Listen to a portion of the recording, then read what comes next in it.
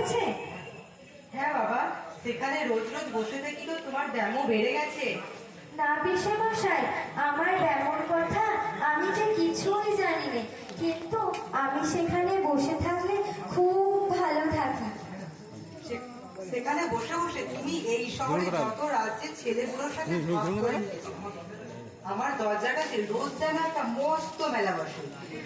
এতে কখনো কি শরীর থেকে দেখো দেখি, আজ তোমার মুখখানা কিরকম ফ্যাকাশে হয়ে গেছে। পিসেমশাই, আমার সেই ফকির আমাকে আজ না দেখতে পেয়ে চলে যাবে।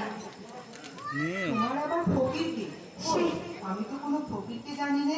সে যে রোজ আমার কাছে এসে নানা দেশ বিদেশের গল্প করে যায়, শুনতে আমার ভারী ভালো লাগে। কই, আমি তো কোনো ফকিরকে জানি না। এই ঠিক